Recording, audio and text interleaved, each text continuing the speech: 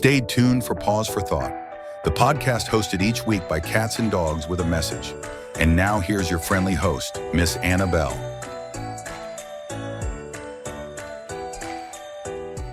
Welcome to Pause for Thought. Today, we're turning our focus to a critical issue affecting young people in schools across the country, bullying. Our guest, Professor Arnold, is here to help us understand why bullying is such a widespread problem and what factors contribute to it. Welcome, Professor Arnold. Thank you, Anna Belle. It's an important topic, and I'm glad to be here to discuss it. So, to start off, why do you think bullying has become so common in schools today? There are multiple factors at play, Anna Belle. Bullying isn't a new phenomenon, but several societal shifts have exacerbated it. One major factor is social media, which has made it possible for bullying to follow students beyond school walls. When children are targeted online, they have little respite from it, creating a sense of constant harassment. Right, with smartphones and social media, it seems like there's no escape for students who are being bullied. Exactly. Cyberbullying allows harmful messages to spread quickly and even anonymously, which can make students feel incredibly isolated. But it's not just technology.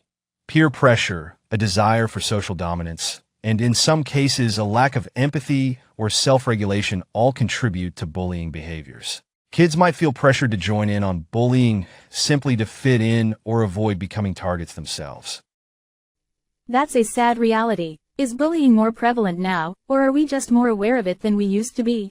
That's a great question. Both are true to some extent. Awareness has definitely increased, and schools are paying more attention to the issue, which is a good thing. But I would argue that the ease of communication and the pressures kids face today have also increased bullying incidents. Additionally, many students are dealing with stressors at home or in their communities, which can manifest as aggression or frustration at school.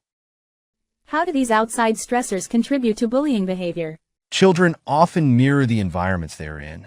If they experience aggression or neglect in their personal lives, they might act out in similar ways toward others. This doesn't excuse their behavior, but it does help explain it. Sometimes, bullying is a way for children to assert control when they feel powerless elsewhere. That makes sense. It sounds like these behaviors are complex and often connected to deeper issues. Absolutely. And to reduce bullying, we need to address these root causes, which includes promoting healthy communication skills, empathy, and conflict resolution in schools and at home. Are there specific approaches schools can take to make a real difference? Yes. Anti-bullying programs that involve students, parents, and educators have been shown to make an impact. When schools create a culture of respect, where bullying is openly discussed and addressed, it can reduce incidents significantly. Having counselors and trusted adults that students can approach is also important. And what role can parents play in preventing bullying? Parents can play a huge role by fostering open communication with their children and teaching them empathy. It's also crucial for parents to set a positive example and encourage their kids to speak up if they see or experience bullying. Teaching children about respecting differences can go a long way. Thank you, Professor Arnold. This has been an eye-opening discussion, and I'm sure our listeners appreciate your insights into this difficult topic. Thank you for having me, Anna Belle.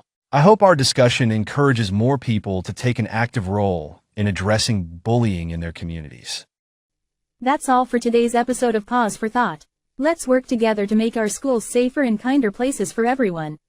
Thanks for tuning in, and join us next time for more topics that matter.